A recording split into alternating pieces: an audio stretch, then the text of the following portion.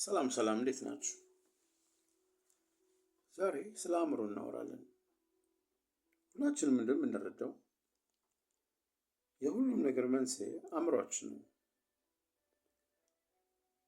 ስኬትም ሆነ ውድቀት የሚመነጩት ከአእምሮ ነው፣ ከአስተሳሰብ። አብዛኞቻችን አእምሯችን እንዴት እንደሚሰራ አናውቅም። እንዲሁ በዘልማድ ነው የምንመላለሰው። ዛሬ ስለዚህ ጉዳይ በጥልቀት እናወራለን። አብረን እንቆይ። አእምሮ እንዴት ይሰራል? አእምሯችሁ የእናንተ ብርቅዬ ንብረት ነው። ዘወትርም ከእናንተ ጋር ነው። ነገር ግን ድንቅ የተባለውን ኃያልነቱን ጥቅም ላይ ማዋል የምትችሉት እንዴት እንደምትጠቀሙበት ማወቅ ከቻላችሁ ብቻ ነው። አእምሯችን አገናዛቢና የማያገናዝብ በሚባሉ ሁለት ክፍሎች የተዋቀረ ነው። አገናዛቢ ወይም ምክንያታዊ በሆነው ክፍል የምታስበው መላምት በውስጠ ህሊና ወይም ምክንያታዊ ባልሆነው የአእምሮ ክፍል ይቀመጣል። ያን ጊዜ ተፈጥሯዊ የሆነው ሐሳብ ይፈጠራል። ውስጠ ህሊናችሁ የስሜታችሁ መቀመጫ ነው። ፈጠራ የታከለበት አእምሮ እሱ ነው። እጅግ ቀላል በሆነ መንገድ ስንገልጸው ጥሩ ካሰብክ ጥሩ ነገር ይከተልሃል፣ ክፋት ካሰብክ ክፋት ይከተላል። አእምሯችሁም የሚሰራው በዚህ መንገድ ነው። ውስጠ ህሊናችሁ አንድ ጊዜ ሐሳባችሁን ከተቀበለ ያንኑ ተግባራዊ ማድረጉን በዚያው ቅጽበት ይጀምራል።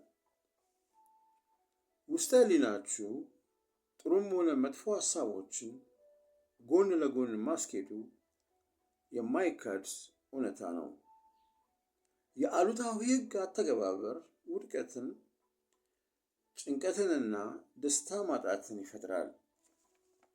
የአንተ ተለምዷዊ አስተሳሰብ ቀናና ገንቢ ከሆነ ጤናን፣ ብልጽግናንና ስኬትን ትጎናጸፋለህ። አንድ ጊዜ በትክክለኛው መንገድ ማሰብ ከጀመርክ የአእምሮ ሰላምንና ጤነኛ አካልን ማንም አይነጥቅም። ምንም ነገር በአእምሮ ብታስብና እውነት መሆኑን ካመንክ ውስጠ ህሊና ይህንኑ ተቀብሎ እውን ያደርግልሃል። ከአንተ የሚጠበቀው ብቸኛ ነገር ውስጠ ህሊና ሐሳብን እንዲቀበል ማድረግ ብቻ ነው። ይህንን አንዴ ካደረግከው ውስጠ ህሊና እንደ ፍላጎት ጤና፣ ብልጽግና እና ሰላም ያመጣልሃል። አንተ የሚጠበቅብህ ትዕዛዝ መስጠት ብቻ ነው። ያን ጊዜ ውስጠ ህሊና ሐሳብን በታማኝነት እውን ያደርግልሃል። ይህ ነው የአእምሮ ህግ የሚባለው። ከውስጠ ህሊና የምታገኘው ምላሽ የሚወሰነው በህሊና በያዝከው የተፈጥሮ አስተሳሰብ ነው። የስነ አእምሮ ጠበብቶች እንደሚሉት ሐሳብ ወደ ውስጠ ህሊና ሲሰርጽ በአእምሮ ሴሎቻችን ላይ ደስታንና መገረምን ይፈጥራል። ውስጠ ህሊና የአንተን ሐሳብ በተቀበለበት ቅጽበት ወደ ውጤት የመቀየር አቅም አለው። በሕይወት ዘመን ያካበትከው እውቀት የራሱ የሆነ ዓላማ ያለው ነው። ይህ እሳቤ የተቃኘው ገደብ በሌለው ኃይል፣ ጥበብና ጉልበት ነው። እሳቤው በተፈጥሮ ህግ በመታገዝ ጊዜውን ጠብቆ እውን ይሆናል። አንዳንድ ጊዜ በህይወት የገጠመን መሰናክል ለማለፍ ቅጽበታዊ መፍትሄ ሲያስገኝልህ፣ በሌላ ጊዜ ደግሞ ሳምንት ወይም ከዚያ በላይ ጊዜ ፈጅቶ መፍትሄ ይሰጣል። የህሊናና ውስጠ ህሊና ልዩነት። ህሊናና ውስጠ ህሊና ሁለት አእምሮ አለመሆናቸውን ማወቅ ይጠቅማል። እነሱ በአንድ አእምሮ ውስጥ ተቀምጦ የሚሰሩ ሁለት ተግባራት ናቸው። ውጫዊ ህሊናችሁ ምክንያታዊ ነው። ብዙዎች የሚመርጡትም ይህንን ነው። ለምሳሌ ቤታችሁን፣ መኪናችሁን፣ የህይወት አጣማጃችሁን ትመርጣላችሁ። ውሳኔያችሁን ወደ ተግባር የምታመጡት ግን ከህሊናችሁ ጋር ተማክራችሁ ነው። በሌላ በኩል ደግሞ ልባችሁ ያለ እናንተ ህሊናዊ ምርጫ ምንም ማድረግ አይችልም። ልብ የውስጠ ሕሊና ጉዳይ አስፈጻሚ ነው። ውስጠ ሕሊና የእኛነታችን መሪና የማንነታችን አርማ ነው። ሰው የሀሳቡ ውጤት ነው የሚባለው ለዚህ ነው። በውስጠ ሕሊናችሁ ያሰባችሁት ጊዜ ወስዳችሁና ይሁነኝ ብላችሁ አሰላስላችሁ የምታደርጉት ነገር ሁሉ የእናንተ መገለጫ ነው። በዚህ አስደናቂ ዘመን ሰው አስተሳሰቡን በመቀየር ብቻ መላ ሕይወቱን መቀየር ይችላል። የትኛውም ተግባራችንና ውጤታችን ካልተመቸንና ካላስደሰተን በመከወን ውስጥ ተገደን የምንቆይበት ምንም ምክንያት የለም። ስላላችሁበት ሁኔታ ምንም አይነት ውጫዊ አስረጂ አትፈልጉ። አሁን ያላችሁበትን ውጤት ብቻ ተመልከቱ። ውጤታችን የተግባራችን ሕያው ምስክር ነው።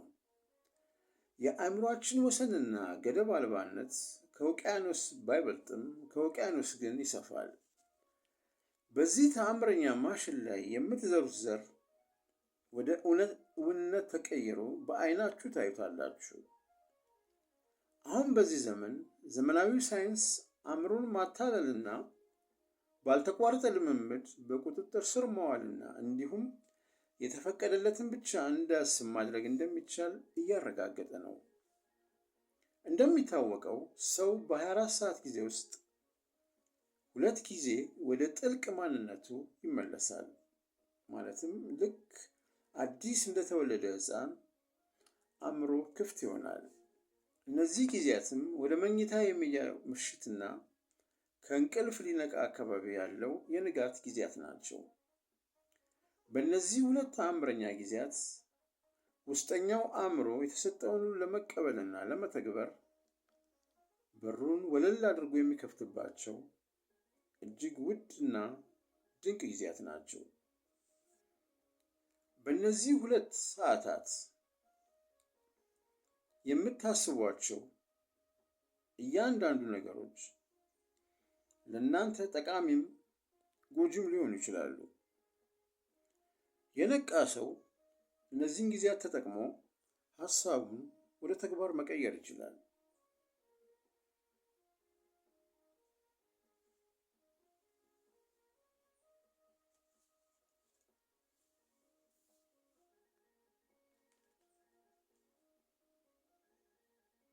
ውድ ተመልካቾቻችን የዛሬውን ቪዲዮ በዚሁ አበቃን።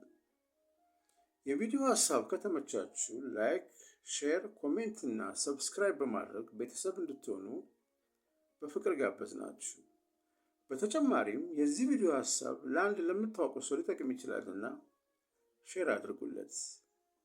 መልካም ጊዜ ይሁንላችሁ። ቻው።